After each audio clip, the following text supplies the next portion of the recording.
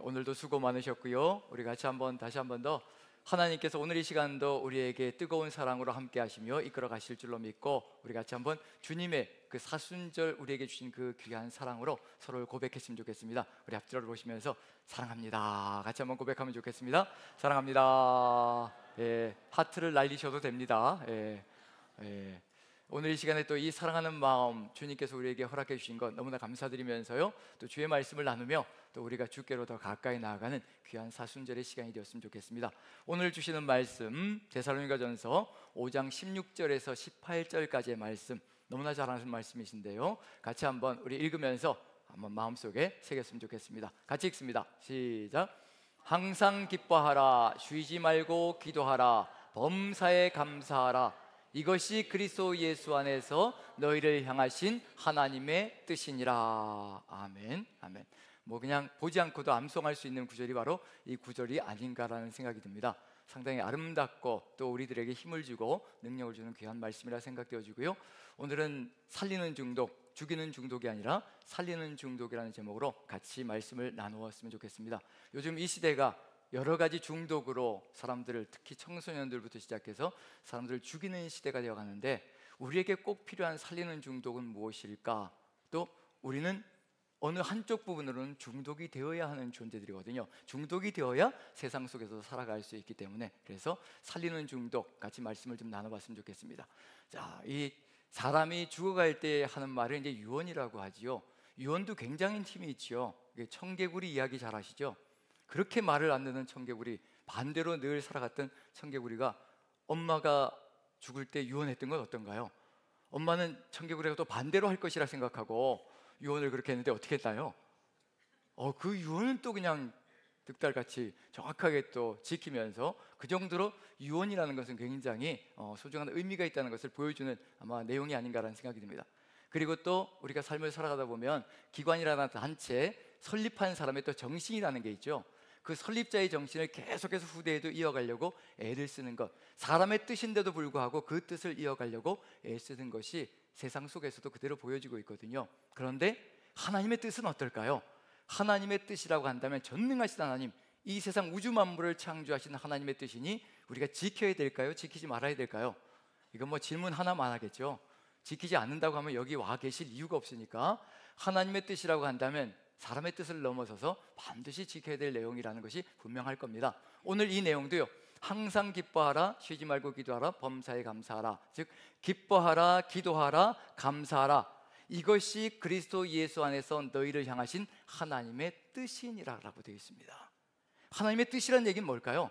이게 우리의 삶이 되어야 한다는 것을 이야기하고 있는 거거든요. 가볍게 이렇게 살아도 되고 그렇지 않아도 된다는 것을 얘기하는 것이 아니라요, 이것이 바로 하나님의 뜻이다, 예수 그리스도 안에서 우리를 향하신 하나님의 뜻이라고 얘기할 때 이것은 반드시 우리의 삶이 되어야 한다는 것을 이야기한다는 얘기거든요. 이게 쉬울 것인가 어려울 것인가 한번 생각해 보죠. 자, 기뻐하라, 기도하라, 감사하라, 쉬운가요 어려운가요? 어떠실까요? 기뻐하라, 기도하라, 감사하라. 이제 비교가 안 되시면 이게 좋은 건가요 나쁜 건가요? 이게 될 건가요 안 될 건가요? 쉬운 건가요 어려울 건가요? 한번 비교를 하면 좀 더 쉽지 않을까 생각이 듭니다. 또 다른 하나님의 뜻이 있습니다. 또 다른 아버지의 뜻이 있습니다. 그것과 한번 비교해 보면, 아마 선택하라고 하시면 저는 어느 쪽을 선택할 것인가 대충 짐작이 가거든요. 자, 아버지의 뜻, 하나님의 뜻, 예수님께서 산상순을 선포하시고, 산상순의 결론인 7장에서요, 마태복음 5장, 6장, 7장이 상상순이잖아요. 그 7장에 가서 이렇게 말씀하십니다. 나더러 주여 주여 하는 자마다 다 천국에 들어갈 것이 아니요 하늘에 계신 내 아버지의 뜻대로 하는 자라야 천국에 들어가리라. 그럼 산상순의 내용이 아버지의 뜻, 하나님의 뜻이라고 얘기하거든요. 그 산상순에서 제가 한 가지만 좀 뽑아 보겠습니다. 오른뺨을 치면은 왼뺨도 돌려대고, 그리고 또 고발하여 속옷을 갖고자 하면 겉옷까지 벗어주고, 억지로 오리를 가자고 하면 기꺼이 심리까지 가지고, 그리고 원수를 위하여 기도하고 원수를 사랑하고, 그리고 핍박하는 자를 위하여 기도하라 라고 되어 있습니다. 이게 산상순의 아버지의 뜻입니다. 자, 이것과 기뻐하라, 기도하라, 감사하라, 이것도 아버지의 뜻이, 하나님의 뜻이라고 얘기합니다. 자, 어느 쪽을 선택하시겠습니까? 어차피 둘 다 아버지의 뜻이니까 한쪽 선택해서 살아야 된다면 어느 쪽을 선택하시면서 살아가시고 싶으십니까? 어느 쪽인가요? 두말하면 잔소리겠죠. 기뻐하고 기도하고 그다음에 감사하는 거, 이쪽이 더 훨씬 좋아 보이죠. 그런 면이 아마 느껴지지 않을까라는 생각이 듭니다. 그런데 그 앞에 뭐가 붙어 있나요? 항상 쉬지 말고 그다음에 범사에, 이게 붙으면 이제 뭐가 되기 시작하냐면 이게 산상수훈급이 되기 시작하는 겁니다. 항상 기뻐하는 거 어떤가요? 쉬운가요? 어려운가요? 항상 기뻐하는 거 쉬운 일이 아니거든요. 저도 삶을 살아가다 보면 제 얼굴이 항상 기뻐 보이시나요? 아니면 때로는 또 죽상이 되어 있을 경우도 있나요? 또 대답하기가 곤란하시죠. 어쨌든 삶을 살아가다 보면 힘겨운 면이 있거든요. 구약의 정말 최고의 지도자라고 하는 모세라는 인물이 있죠. 모세라는 인물이 있죠. 정말 최고봉이잖아요. 그 모세라는 인물도 정말 사역이 힘들고 버겁고 어려울 때 백성들이 공격을 해대고 그럴 때 차라리 나를 죽여주십시오라고 얘기를 합니다. 죽여달라는 얘기거든요. 죽는 게 차라리 편하다는 얘기거든요. 항상 기뻐하지 않았다는 얘기입니다. 그 다음에 예언자의 최고봉이 있죠. 엘리야 선지자가 있습니다. 탈진하잖아요. 정말 갈멜산에서 대대적인 신앙의 승리가 있었고 정말 영적인 승리가 있었는데 아무것도 변화되지 않는 것을 보고 탈진을 해가지고 도망치기 시작하는 거죠. 정말 죽으라고 도망쳐서 결국은 탈진해서 쓰러져 있을 때, 그때 하나님의 사자가 나타났을 때 차라리 나를 죽여주십시오라고 얘기하는 것, 똑같은 이야기들을 벌입니다. 바울 사도는 어땠을까요? 바울 사도도 역시 마찬가지로 극심한 고난 중에서 살 소망까지 끊어졌다라고 이야기를 합니다. 살 소망이 끊어졌다는 얘기는 희망이 없다는 얘기고요, 절망 가운데 거했다는 얘기거든요. 그런 실토가, 토로가 나오는 것이 또 바울 사도의 삶입니다. 바울 사도는 이 얘기를 한 거거든요. 성령의 감동으로 항상 기뻐하라고 얘기한 분인데도 불구하고 내가 살 소망이 다 끊어졌던 적이 있었다라고 얘기를 합니다. 그럼 결국 우리의 삶의 여정이 어떻다는 얘기예요? 모든 것이 다 좋은 것만은 아니라는 것을 분명히 얘기하고 있는 중이거든요. 거기다 쉬지 말고 기도하라 어떨까요? 자, 기도하는 건 쉬지 않고 기도해야 된다면 쉬지 말고 기도해야 되는데, 이 쉬지 말고 기도하는 것 가능할까요? 그러면 이제 이게 어떻게 살아가야 될까요? 지난 주일날 저 같은 경우에는 이제 아침 6시경에 나와서 1부 예배 이제 드리기 위해서 아침 6시경에 나와서 1부 예배 드리고 2부 예배 드리고 3부 예배 드리고, 그 다음에 3부 예배 끝나고 이제 후닥닥 점심 먹고요, 그 다음에 1시 반부터는 이제 사랑방이 개강을 했으니까 형제 교구장님 이제 설교 순나눔 1시 반부터 이제 3시까지 하고요, 그 다음에 또 이제 제자반이 개강을 했잖아요. 그래서 주일반이 있으니까 또 주일반은 또 3시부터 5시에서 5시 반 정도까지, 그러니까 집에 가니까 이제 6시쯤 됐습니다. 아침 6시에 나와서 이제 저녁 6시에 들어간 거죠. 그럼 이제 어떻게 해야 되는 거예요? 쉬지 말고 기도하러 가셨으니까 어떻게 해야 되나요? 또 이제 무릎 꿇고 어떻게 해야 될까요? 또 쉬지 않고 기도해야 되겠죠. 제가 쉬지 않고 기도를 했을까요? 어떻게 했을까요? 집에 6시쯤 들어가니까 멍해지더라고요. 머릿속이 텅 빈 것처럼 멍해지더라고요. 가만히 앉아서 있는데 아내가 이제 밥상을 차려주어서, 그 다음에 이제 주일날 저녁에는 저도 하는 게 있습니다. 뭘 하느냐면요, TV를 틉니다. 처음으로 일주일에 딱 한 번, 주일날 그 시간입니다. 그 시간에 이제 TV를 트는 거예요. 그리고 이제 연속극이 나옵니다. 그럼 어떻게 하냐면 멍하니 앉아 있습니다. 그래야 머리가 쉬는 거예요. 그걸 집중하고 있으면 다른 생각이 안 나요. 만약에 그걸 틀어놓지 않으면요, 이제 또 수요일날 어떤 설교를 해야 될까, 어떻게 해야 될까, 또 이제 머릿속이 복잡하게 움직이기 시작합니다. 또 설교 준비하고 있는 거죠. 말씀 준비하고 있고. 그럴 수밖에 없지요. 계속해서 전해야 될 말씀은 다가오니까요. 그리고 주일 준비 또 해야 되고. 그런 점에서 정말 쉬지 말고 기도하라는 얘기는 결코 쉬운 얘기는 아니거든요. 우리는 체력이 있기 때문에, 또 육체적인 또 연약함도 있기 때문에 쉬어야 될 때도 있거든요. 그리고 또 범사에 감사하라. 우리가 삶을 살아가다 보면 감사할 일만 있던가요? 탄식할 일도 있고 또 고통을 호소할 일도 많고 여러 가지 어려움 가운데 처할 때가 참으로 많습니다. 이런 상황 속에서 항상 쉬지 말고 범사에, 이렇게 이 내용이 들어가 있다는 것, 이것이 어떤 의미를 가지고 있는 것일까? 만약에 여러분들 아직 어린 자녀들을 키우고 있거나 청소년 자녀들을 키우고 있다면, 만약에 여러분들의 자녀들이 항상 쉬지 말고 범사에 하는 것이 있다면 그걸 뭐라고 얘기할까요? 우리는 그렇죠. 이제 여기서 나오는 거죠. 항상 인터넷을 하고요, 쉬지 말고 인터넷을 하고요, 근데 범사에 인터넷을 하는 겁니다. 그럼 어떤 일이 벌어질까요? 그걸 뭐라고 할까요? 그걸 중독이라고 하거든요. 그럼 분명히 여기서 항상 쉬지 말고 범사에라는 얘기는 뭐냐면 중독이 되어야 된다는 걸 얘기하고 있는 중입니다. 그렇지 않으면 세상 것이 들어와서 세상에 중독이 된다는 것을 의미한다는 얘기거든요. 하나님은 우리를 지켜주시기 위해서 어느 한 가지에 중독이 되어야 된다는 것을 얘기하는 겁니다. 만약에 여기에 하나님이 뜻하신 것에 항상 기뻐하고 쉬지 말고 기도하고 범사에 감사하는 이것에 중독되지 않는다면요, 분명히 다른 것에 중독되게 되어 있습니다. 우리 청소년들이 그 길로 가고 있거든요. 게임 중독 뭔가요? 항상 게임하죠. 게임 생각밖에 없습니다. 쉬지 않고 게임을 생각하는 거거든요. 그리고 매사에 생각하는 것이 게임밖에 없다는 얘기거든요. 그게 중독이라는 얘기거든요. 그럼 우리의 삶 속에서 세상 속에 들어가서 세상 것에 중독되지 않는 길, 바로 우리를 지켜주시기 위해서 우리 주님께서 어디에 중독되길 원하시는가? 우리 손양원 목사님 잘 아시죠? 손양원 목사님이 선포한 내용이 있습니다. 나는 뭐가 되겠다라고 고백했을까요? 예, 처음 들어보시는 건가요? 저만 쳐다보시는 것 같은데. 당신이 알고 있으니 얘기해라. 우리 손양원 목사님 기념관을 많이 방문을 하셨을 터인데 거기에 뭐가 적혀 있냐면요, 손양원 목사님의 예수 중독자라는 글이 있습니다. 나 예수 중독자가 되어야 하겠다.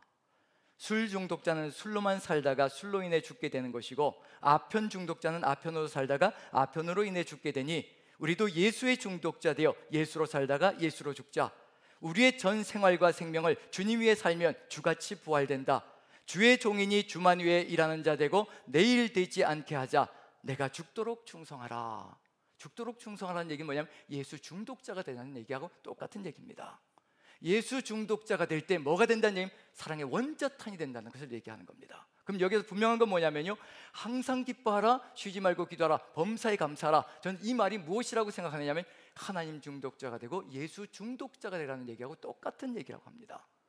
그리스도 예수 안에서 너희를 향하신 하나님의 뜻이거든요. 그리스도 안에 머무는 것이고요, 그리스도 안에 있을 때 우리는 하나님의 뜻을 이루어가며 주님께서 우리에게 간절히 소망하시는 것 사랑이거든요. 사랑입니다.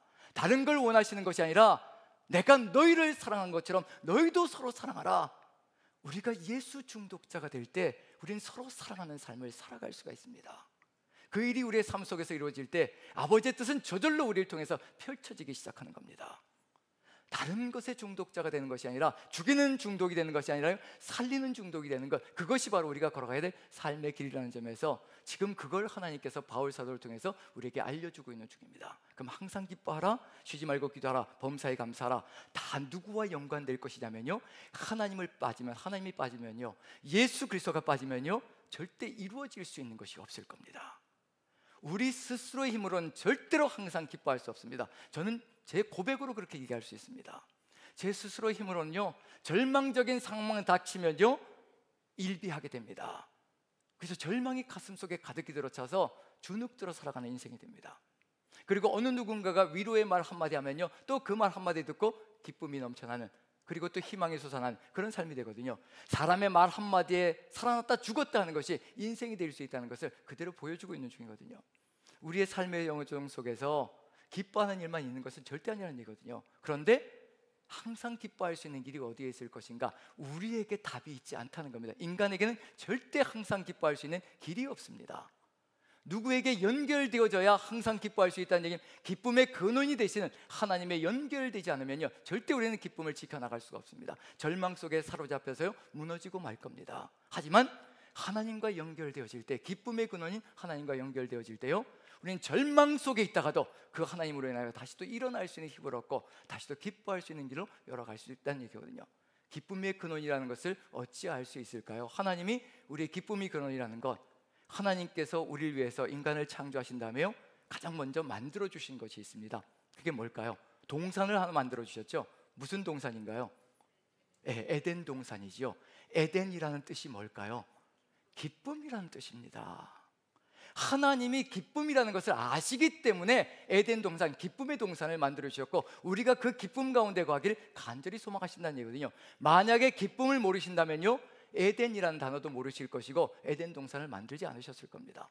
하나님께서 우리를 위해서 기대하시고 계획하셨던 것은 에덴 동산, 기쁨의 동산에서 정말 행복을 누리며 살아가는 것, 그게 바로 하나님께서 우리를 향하여 계획하셨고 뜻하셨던 것인데, 인간의 죄로 말미암아 인간의 죄는 하나님과의 관계를 끊어버리는 거죠.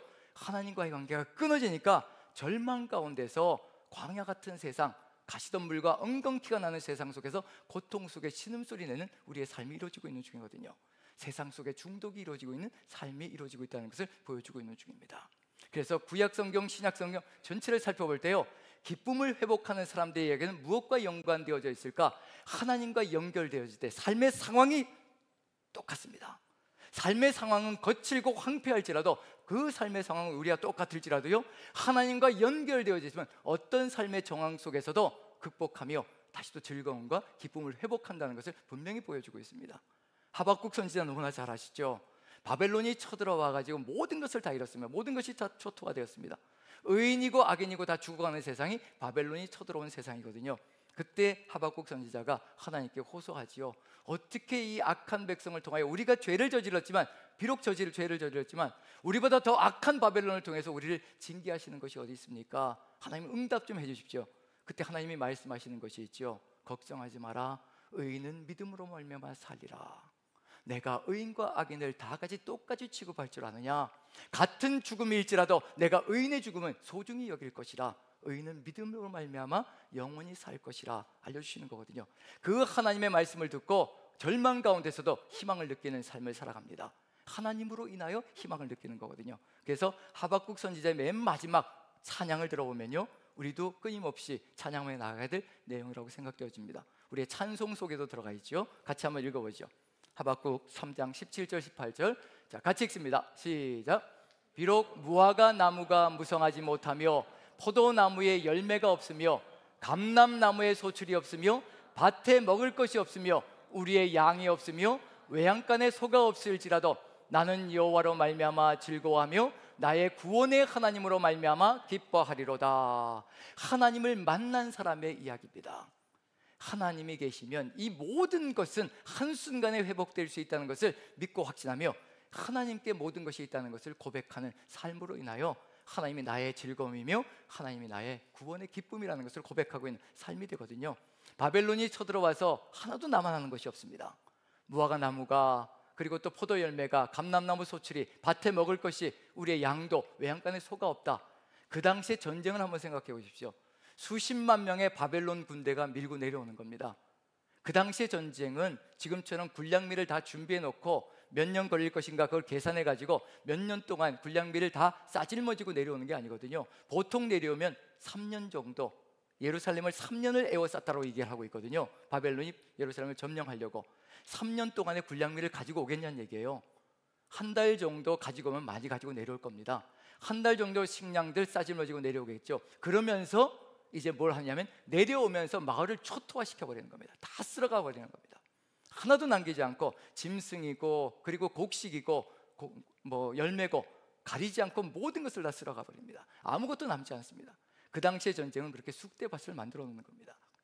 그런 상황 속에서, 아무것도 남지 않은 상황 속에서, 그럼에도 불구하고 누가 계시기 때문에 희망이라고 얘기하고 있는 중이냐면요, 하나님이 계시기 때문에, 하나님이 살아계시기에 나는 희망이 있고 다시 즐거워하며 기뻐할 수 있다라고 고백하는 것, 기쁨의 근원이 누구인가를 분명히 알 때 우리도 이와 같은 고백을 할 수 있을 겁니다. 지금 우리의 삶 속에서 우리가 하나님만을 전능자로 믿고 우리의 주권자로 믿고 살아가고 있다면요, 우리는 언제든지 기쁨을 회복할 수 있는 존재라는 것을 믿으시기 바랍니다. 하나님은 그런 분이십니다. 바울 사도의 고백 속에서도 역시 마찬가지거든요. 바울 사도라고 좋은 일만 있었겠습니까? 항상 기뻐할 일만 있었겠습니까? 한번 바울 사도의 이야기를 한번 보죠. 같이 한번 읽어봅니다. 자, 8절 같이 한번 읽어보죠. 이렇게 고통스럽다고 얘기합니다. 같이 시작. 형제들아, 우리가 아시아에서 당한 환난을 너희가 모르기를 원하지 아니하노니 힘에 겹도록 심한 고난을 당하여 살 소망까지 끊어지고, 힘에 겹도록 심한 고난을 당하여 살 소망까지 끊어졌다. 차라리 죽는 것이 낫다라고 고백하고 있는 것이 바울의 삶이었다라고 얘기를 하거든요. 그 정도의 고난과 힘겨움이 가득 들어차다고 얘기합니다. 우리도 때로는 고백이 나올 때가 있거든요. 차라리 죽는 것이 낫겠습니다라고 고백할 때가 우리의 삶 속에서 있을 수가 있고, 있었던 경험이 있는 분들도 있을 겁니다. 그런 삶의 경험을 바울 사도도 했거든요. 그런데 항상 기뻐하라고 하는 겁니다. 그 이유가 무엇일까? 9절을 전반부 한번 읽어보죠. 9절 전반부 같이 시작. 우리는 우리 자신이 사형 선고를 받은 줄 알았으니 사형 선고를 받은 줄 알았다. 이제 죽음밖에는 남은 것이 없다라고 생각했던 그 순간이라는 얘기거든요. 그럼에도 불구하고 그 가운데서도 희망을 느낄 수 있었던 것, 9절을 같이 한번 다시 한번 읽습니다. 시작. 우리는 우리 자신이 사형 선고를 받은 줄 알았으니 이는 우리로 자기를 의지하지 말고 오직 죽은 자를 다시 살리시는 하나님만 의지하게 하심이라. 우리 자신의 힘으로는 절대 극복할 수 없고 이겨낼 수 없고 이 상황에서 벗어날 수 없다는 것, 바울 사도도 고백하고 있습니다. 우리는 자기를 의지하지 말라는 것을 배웠다라고 고백하고 있거든요. 지금 우리의 삶도 마찬가지입니다. 우리가 아무리 허덕이는 삶 속에서 벗어나려고 해도요, 벗어날 수가 없을 겁니다. 하나님이 아니시면 안 되거든요. 우리 구주 예수 그리스도가 아니면 절대로 벗어날 수가 없습니다. 오직 죽은 자를 다시 살리시는 하나님만 의지하게 하심이라. 하박국 선지자가 찬양했던 하나님, 바울 사도가 바라보았던 우리 구주 예수 그리스도, 바로 죽은 자를 살리시는, 죽음 가운데 부활하신 그 예수 그리스도시거든요. 그분만 믿고 의지하며 나아갈 때 어떤 일이 벌어질 것인가? 10절에 이것을 고백하며 나아갈 수 있는 존재가 될 것이라는 것을 확신 있게 얘기하고 있는 중입니다. 10절 같이 한번 읽어보죠. 시작. 그가 이같이 큰 사망에서 우리를 건지셨고 또 건지실 것이며 이후에도 건지시기를 그에게 바라노라. 건지셨고, 과거를 얘기합니다. 그리고 지금 현재도 뭘 기대하냐면 건지실 것이며 현재도 건지실 것을 기대하고 있습니다. 그리고 이후에 미래에도 건지시기를 그에게 바라노라. 나에게 달려있는 것이 아니라 과거, 현재, 미래 모든 삶의 길들이요, 이런 모든 죽음 속에서까지도 기쁨의 근원 되신 하나님께서 함께 하시고, 그리고 예수 그리스도께서 연결시켜 가신다면 과거에도 현재도 미래에도 오직 주로 말미암아 살아갈 것이며, 그리고 서 있을 것이라는 것, 또 큰 사망 가운데서 큰 기쁨으로 회복해 나갈 것이라는 것을 고백하고 있으며 나아가고 있다는 것, 바로 우리도 이와 같은 고백을 이루어간다면, 우리의 삶 속에서 이와 같이 하나님을 믿음으로 고백하며 나아간다면 우리 또한 무엇을 잃지 않을 수 있냐면 항상 기뻐하라는 것이 무엇인지. 절망이 다가옵니다. 모든 사람들에게, 구약의 위대한 인물들, 신약의 인물들에게도 절망은 다가옵니다. 그 절망 속에서 어디를 바라볼 것이냐에 따라서 그 사망이 기쁨이 될 것이냐 죽음이 될 것이냐가 결정되어진다는 것을 얘기하고 있는 중이거든요. 오직 하나님께 연결되어져 갈 때, 그 하나님을 향한 신앙의 길을, 믿음의 길을 놓치지 않을 때 우리는 기쁨을 잃지 않고 회복하며 살아갈 수 있는 존재가 될 것이라는 것. 지금 만약에 여러분들의 삶 속에서 기쁨이 상실되어져 있다면 다시 한 번 더 주를 붙드시고 우리의 기쁨의 근원 되시는 주님을 향하여 다시 한 번 더 믿음을 고백하며, 주님만이 나를 건지셨던 분이시고 나를 건지실 분이시며 위의 모든 상황 속에서 내 평생에 건지실 하나님이시라는 것을, 그리고 예수 그리스도라는 것을 고백하며 나간다면요, 우리는 바울과 같이 아무것도 가지지 않은 상황 속에서 모든 것을 가진 자의 삶을 살아가는 그 삶으로 나아갈 것이라고 확신되어집니다. 이제 한 가지 좀 나눠봐야 될 게 뭐냐면, 우리가 고통 가운데 가고 상처받고 그리고 마음속에 통증을 느끼는 것, 어떤 것을 통해서일까요? 물건을 통해서일까요? 사람을 통해서일까요? 어떤 것을 통해서 그런 것을 느낄까요? 상처받는 것, 이게 물건을 통해서, 핸드폰이 여러분들에게 상처를 주나요? 예, 누가 상처를 주나요? 예, 사람이 상처를 주죠. 근데 예수님의 이야기를 보면 상처받았다는 이야기가 있나요, 없나요? 대못이 박혀도 굉장히 많이 박혔을 분이 우리 하나님이시고 우리 예수님일 거라고 생각되어지는데, 제자들의 배신이 있었잖아요. 그럼 대못이 박히면 상처를 받는 분이어야 될 텐데, 그런데 우리 예수님은 상처받는 분이었던가요? 치유하시는 분이었던가요? 치유하시는 분이죠. 상처받을 삶이 수두룩했는데, 상처받을 여정이 수두룩했는데 상처받는 삶이 아니라 오히려 치유하는 삶이 되고 있습니다. 자, 그럼 우리는 어떤 존재인가요? 우리는 치유하는 존재인가요? 상처받는 존재인가요? 어떤 존재인가요? 상처받았다는 이야기가 교회가 많은가요? 아니면 치유되었다는 얘기가 교회에 더 많은가요? 그것만 살펴봐도 우리가 상처받는 존재인지 치유하는 존재인지 느껴갈 수 있지 않을까 싶습니다. 어떤 게 더 많은가요? 예, 얘기 안 하셔도 괜찮습니다. 예, 저도 대충은 느낌으로 알고 있거든요.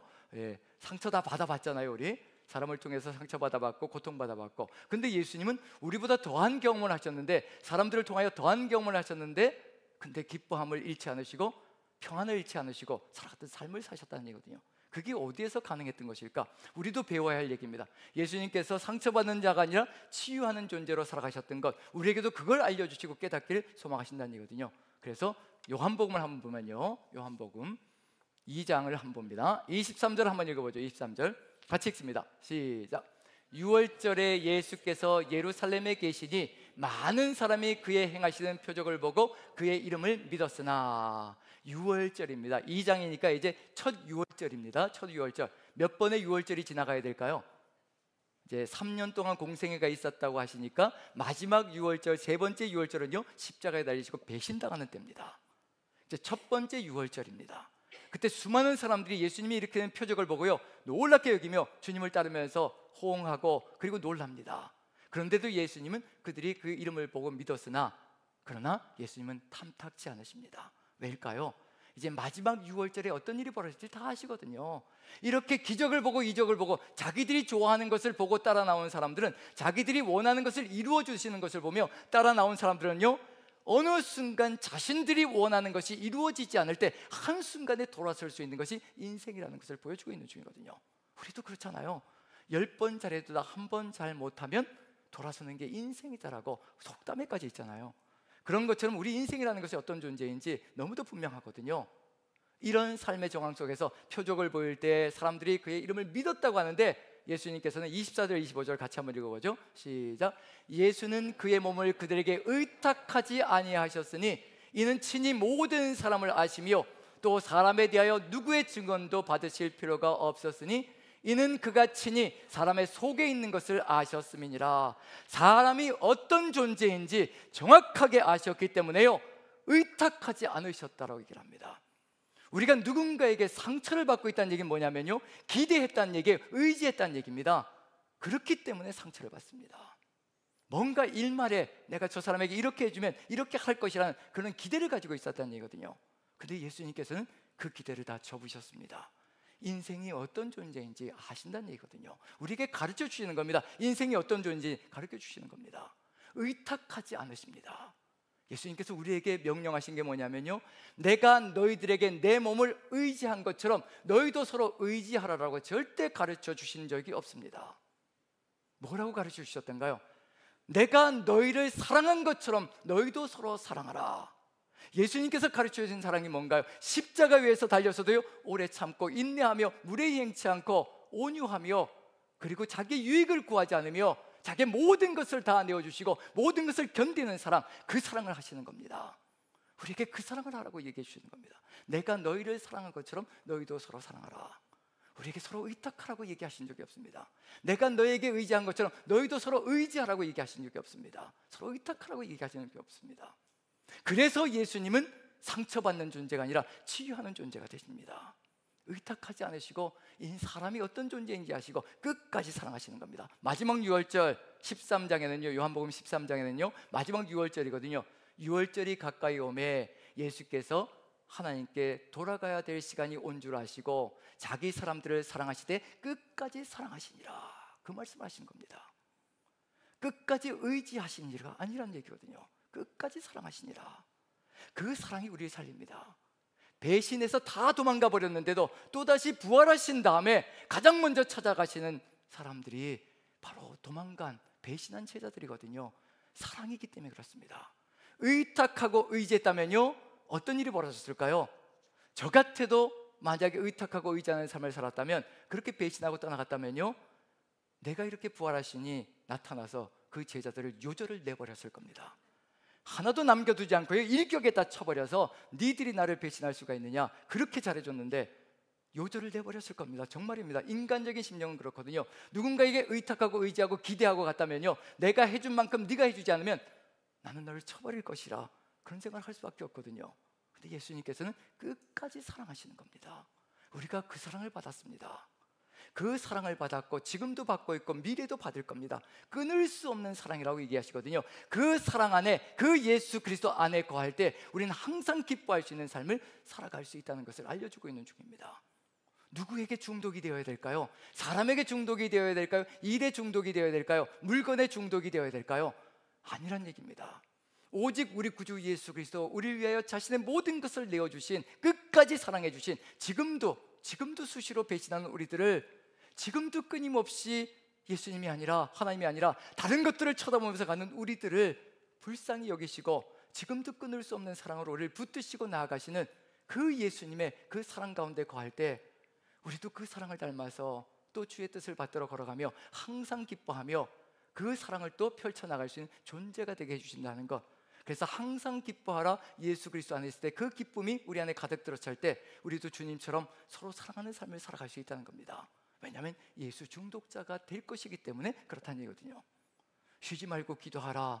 우리가 이 삶을, 항상 기뻐하는 이 삶을 끊지 않기 위해서 반드시 필요한 게 있습니다. 그 다음에 나가야 되는 게 뭐냐면 쉬지 말고 기도해야 되는 겁니다. 누구와의 연결고리를 끊지 않기 위해서요, 하나님과 연결되어지고 예수 그리스도와 연결되어진 이 끈을 끊지 않기 위해서 내 뜻대로 하지 않고 오직 하나님의 뜻을 받들어 나가기 위해서 기도해야 하는 겁니다. 쉬지 말고 기도해야 되는 겁니다. 한순간에 세상 것이 훅 들어와서 우리를 무너뜨릴 수가 있거든요. 그래서 쉬지 말고 기도하라는 겁니다. 설사 우리가 휴식을 취하고 있는 그 순간에도 하나님과 연결된 고리를 끊지 말라는 얘기입니다. 연속극을 보면서도 예수님을 생각하며 보라는 그런 의미가 들어가 있거든요.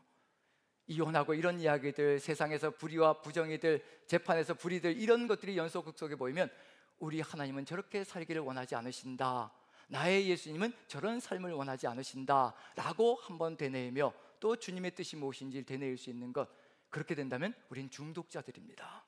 그 중독자의 삶을 살면요, 우린 다른 삶을 살아갈 수가 있을 겁니다. 그래서 시편 43편을 보면요, 이런 고통 가운데서 정말 기쁨을 회복할 수 있는 길이 어디 있을 것인가, 그걸 보여주고 있습니다. 시편 43편 한번 보죠.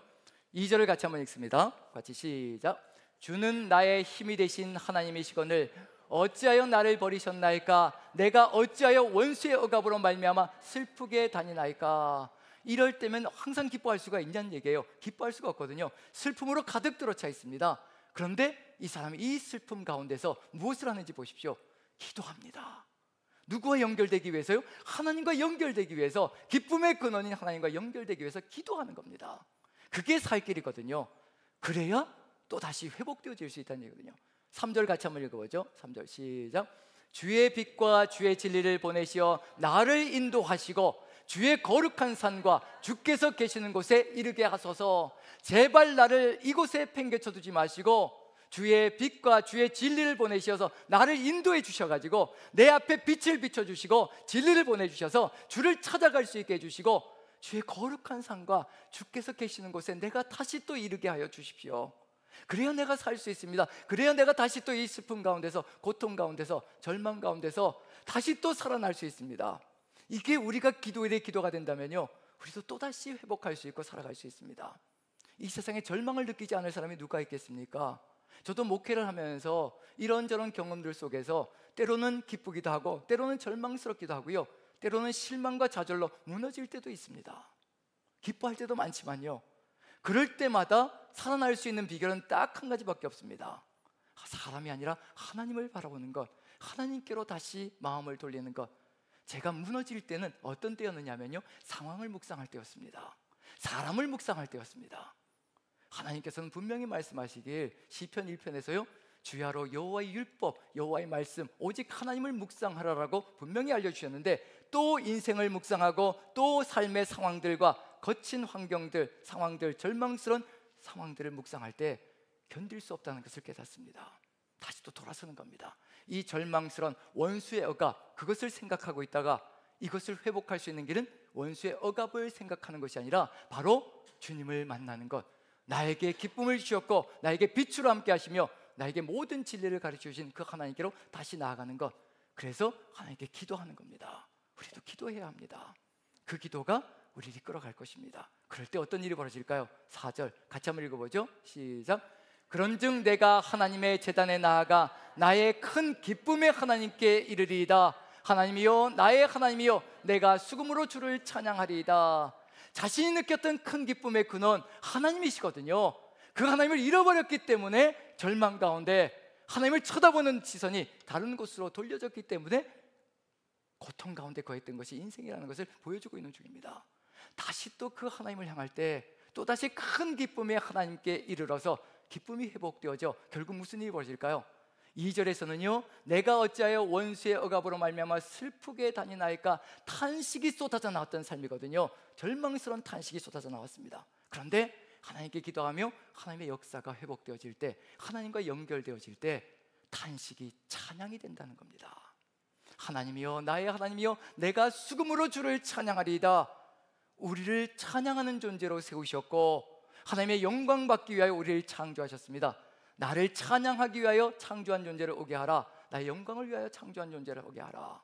우리가 하나님을 찬양할 때 가장 행복하다는 것, 큰 기쁨의 회복이 일어난다는 것을 너무나 잘 아시거든요. 우리도 오늘 예배를 시작할 때 찬양을 드렸습니다. 그 찬양이 우리의 기쁨이거든요. 하나님을 고백했거든요. 그 하나님이 우리의 주가 되시고 우리의 삶을 이끌어간다면요, 우리는 어떤 상황 속에서도 다시 일어날 수 있고 또 회복할 수 있는 길을 열어갈 수가 있습니다. 항상 기뻐할 수 있는 길, 오직 예수 그리스도, 우리 구주 예수 그리스도, 주님께 연결되어져야 합니다. 그 연결고리를 끊지 않고 이 항상 기뻐하는 것을 잃지 않을 수 있는 비결은 뭐밖에 없느냐면요, 쉬지 말고 기도하는 겁니다. 쉬지 말고 기도하며 주님과 하나 되어지는 그 삶을 끝까지 놓치지 않는 것, 그 삶이 이루어질 때 우리의 삶은 다른 길을 걸어갈 수 있을 것이라는 것. 그러할 때 어떤 일이 벌어질까요? 우리는 범사에 어떤 일이 벌어질까요? 감사할 수 있는 길을 열어갈 수가 있습니다. 그래서 범사에 감사할 수 있는 것은요, 항상 기뻐하는 이 삶이 회복되어지고 오직 주께 연결되어져 큰 기쁨의 하나님과 연결되어지고요, 그 다음에 이 연결고리를 끊지 않고 하나님께 매사에 기도하며 쉬지 않고 기도할 때 모든 상황들이 다 누구의 뜻이라는 것을 깨닫기 시작하면 모든 것이 하나님의 뜻이라는 것을 깨달아가기 시작합니다. 그럴 때 다른 길을 걸어갈 수가 있거든요. 예수님의 이야기를 한 가지 더 읽어보면요, 이런 이야기를 한번 읽어보죠. 자, 누가복음 6장 12절부터 16절 기도하시거든요. 기도하시는 이유가 뭘까? 누구의 뜻 안에 거하기 위해서 기도하시는 걸까? 이러면 모든 것을 다 받아들일 수 있는, 범사에 기뻐할 수 있는 삶을 살아갈 수 있습니다. 범사에 감사하는 삶을 살아간다는 얘기거든요. 자, 12절 같이 한번 읽어봅니다. 같이 시작. 이때 예수께서 기도하시러 산으로 가사 밤이 새도록 하나님께 기도하시고, 뭘 하셨다고 되어 있나요? 밤이 새도록 기도하셨다라고 되어 있습니다. 밤이 새도록 기도하시러 산으로 가사, 무슨 기도하셨다고요? 산기도 하셨다고요. 예, 산기도. 우리는 예전에 산기도 많이 했었는데 요즘은 이제 산기도 안 하죠. 왜냐하면 왜 안 할까요? 예, 저도 고백하자면 삶이 참 편해졌습니다. 신앙의 삶이 참 편해졌습니다. 이젠 무릎 꿇는 것마저도 너무 버거워지고 힘들어지는 세상이 되어가는 것이 아닌가라는 생각이 듭니다. 예전에는 산에 올라가 무릎 꿇고 나무 뿌리를 뽑아가면서 기도했던 기억들이 있는데, 이제 그런 시절이 희석되어져 가는 것이 아닌가라는 그런 아쉬움과 안타까움이 있기도 합니다. 자, 밤이 새도록, 산기도를 밤이 새도록 이슬을 맞아가면서 기도하셨습니다. 왜 기도하셨을까요? 13절, 이것 때문에 기도하셨습니다. 같이 한번 읽어봅니다. 시작. 밝음에 그 제자들을 부르사 그 중에서 12를 택하여 사도라 칭하셨으니, 누구를 부르시기 위해서요? 12제자를 뽑아내시기 위해서.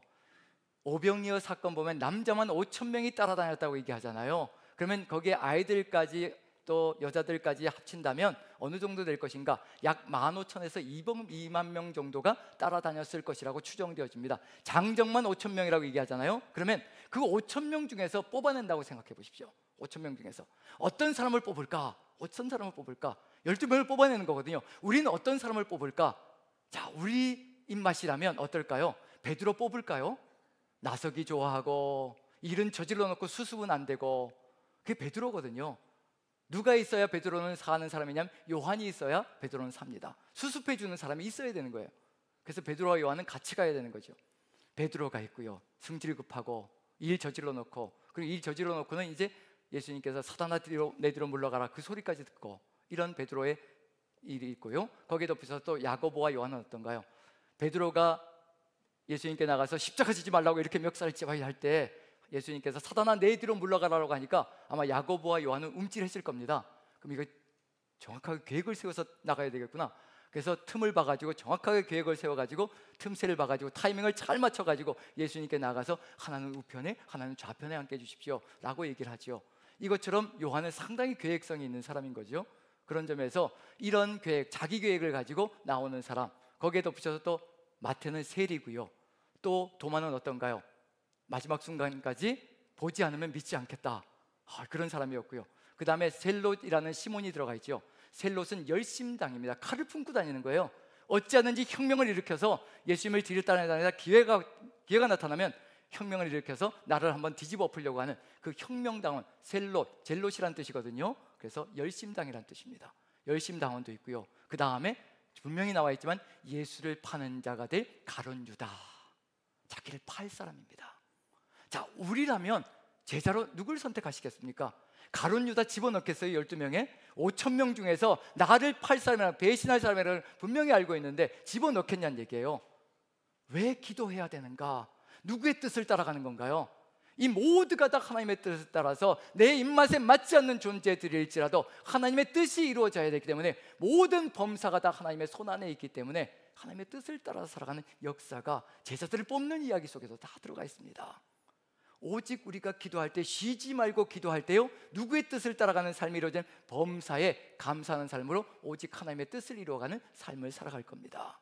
그런 점에서 우리가 기도하고 나아가는 삶의 여정이 이루어질 때 우리의 삶 속에 펼쳐지는 모든 상황들은요, 감사가 될 것이고, 그리고 그 감사를 통해서 하나님의 역사를 이루어갈 것이라는 얘기거든요. 한번 생각해 보십시오.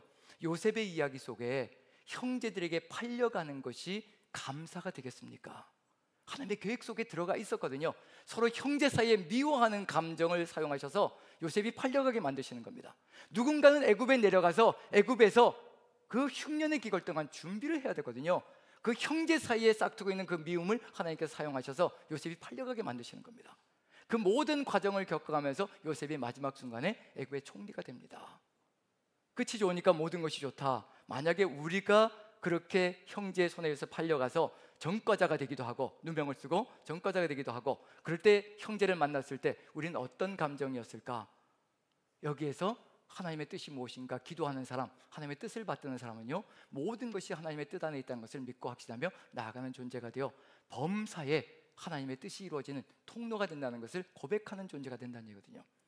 항상 기뻐하고 쉬지 말고 기도하고 범사에 감사하는 것, 이렇게 연결되어져야 하나님의 뜻이 이루어지는 역사가 펼쳐질 것이라는 것을 알려주고 있는 중입니다. 그래서 마지막으로 한번 읽어보고요, 전도서 3장을 한번 읽어보고 마무리 짓기로 하죠. 자, 전도서 3장 1절부터 8절까지의 내용입니다. 한번 살펴보시면서 여러분들은 어떤 때를 선호하시는지 한번 선택해 보시죠. 자, 이게 부정적이고 긍정적인 것이 서로 교차하고 있습니다. 천천히 한번 읽어보죠. 시작. 범사에 기한이 있고 천하만사가 다 때가 있나니 날 때가 있고 죽을 때가 있으며 심을 때가 있고 심은 것을 뽑을 때가 있으며 죽일 때가 있고 치료할 때가 있으며 헐 때가 있고 세울 때가 있으며 울 때가 있고 웃을 때가 있으며 슬퍼할 때가 있고 춤출 때가 있으며 돌을 던져버릴 때가 있고 돌을 거둘 때가 있으며 안을 때가 있고 않는 일을 멀리할 때가 있으며 찾을 때가 있고 잃을 때가 있으며 지킬 때가 있고 버릴 때가 있으며 찢을 때가 있고 꿰맬 때가 있으며 잠잠할 때가 있고 말할 때가 있으며 사랑할 때가 있고 미워할 때가 있으며 전쟁할 때가 있고 평화할 때가 있느니라. 아멘, 아멘. 자, 어느 때가 마음에 드시나요? 어느 때가? 긍정적인 부분이 마음에 드시나요? 부정적인 부분이 마음에 드시나요? 네, 긍정적인 부분을 뽑아내고 싶은 마음이 이제 훅 들어오죠. 왜 뽑혀야 됩니까? 어쩌면 우리가 삶을 살아가다 보면요, 내가 뽑히는 시기를 살아갈 수도 있습니다. 그런 시기도 있습니다. 미움을 받아야 될 때도 있다는 얘기거든요. 시기를 받아야 될 때도 있고, 요셉이 미움을 받지 않았다면 팔려가지 않았을 것이라는 얘기는 하나님의 손 안에서 모든 것이 아름답게, 모든 것이 합력하여 선을 이루어가는 놀라운 역사가 펼쳐집니다. 그래서 범사에 감사할 수 있는 것은요, 누구 안에 있을 때 가능하냐? 하나님 안에 있고 예수 그리스도 안에 있을 때 범사에 감사하는 일이 분명하게 이루어질 수가 있습니다. 우리 생각대로 가면 여기서 좋은 것들만 뽑아내고 싶은 마음이 우리 마음속에 간절하거든요. 그런데 하나님께서 분명히 말씀하셨습니다. 이 모든 것을 하나님께서 때를 따라 아름답게 하셨다라고 분명히 선포하고 있거든요. 모든 때가 다 아름답습니다. 누구의 손 안에 있을 때요? 하나님의 손 안에서 그것을 우리가 믿음으로 가지고 나갈 때 모든 때가 다 아름답습니다. 범사가 감사로 아름다움으로 연결되어진다는 것, 우리의 삶의 여정 속에서 때로 뽑히는 시기도 있고요, 때로 죽임을 당하는 시기도 있을 것 같고, 미움을 받는 시기도 있을 것 같고, 이런 것들도 하나님께서 하나님의 손 안에 붙드시고 우리가 믿음으로 주님을 붙들고 나아간다면 시기당하고 미움당하며 험담을 당하는 그런 모든 과정 속에서도 하나님께서 가장 아름다운 길로 이끌어 갈 것이라는 것, 우리가 누구 안에 있을 때요?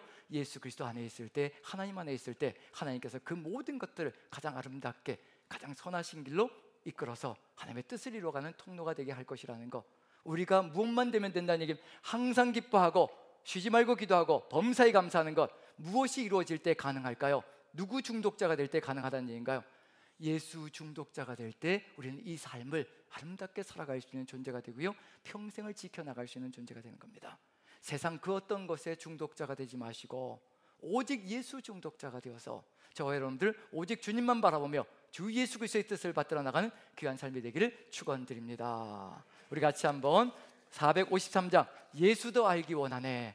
예수 중독자가 되기 위해서는 예수님을 더 알아야 합니다. 453장 찬양 드리며 간절한 고백과 기도가 되기를 축원합니다.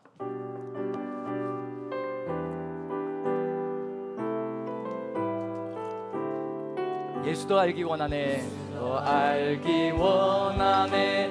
크고 더 넓은 은혜와 계속해 주신 사랑을 간절히 알기 원하네. 내 평생의 소원, 내 평생의 소원, 계속해 주신 사랑을 간절히 알기 원하네. 성령이 스승 되셔서 진리를 가르치시고 거룩한 뜻을 깨달아 예수를 알게 하소서. 아멘. 내 평생의 소원, 내 평생의 소원, 계속해 주신 사랑을 간절히 알기 원하네. 성령의 감화 받아서 하나님 말씀 배우니 그 말씀 한 절 한 절이 내 맘에 교훈되도다. 내 평생의 소원, 내 평생의 소원, 계속해 주신 사랑을 간절히 알기 원하네.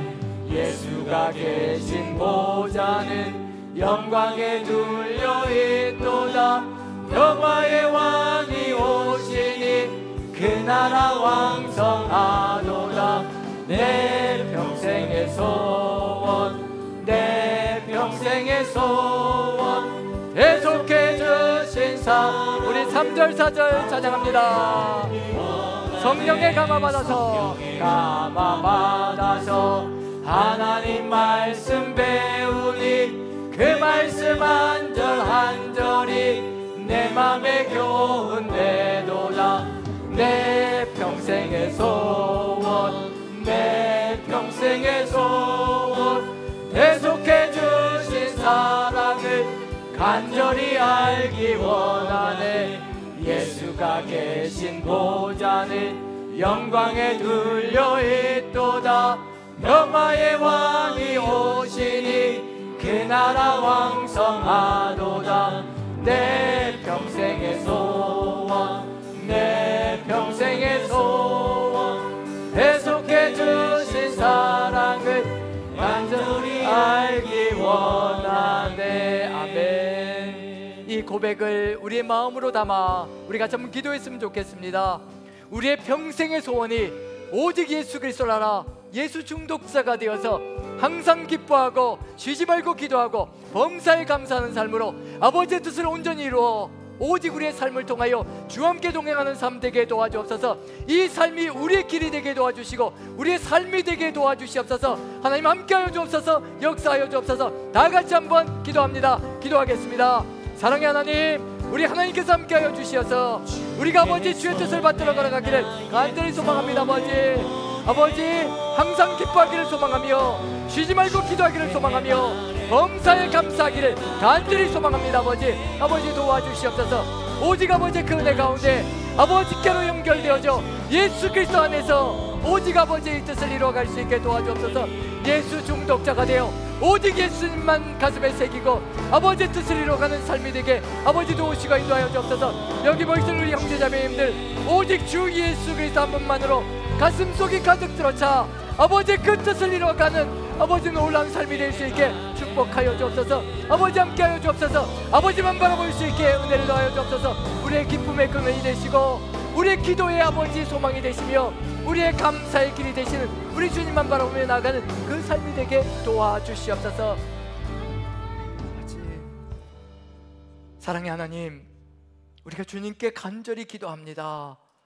오직 주 예수 그리스도 우리 구주 예수 그리스도 주님만을 가슴에 품고 살아갈 수 있는 믿음의 존재들 되게 도와주시옵소서.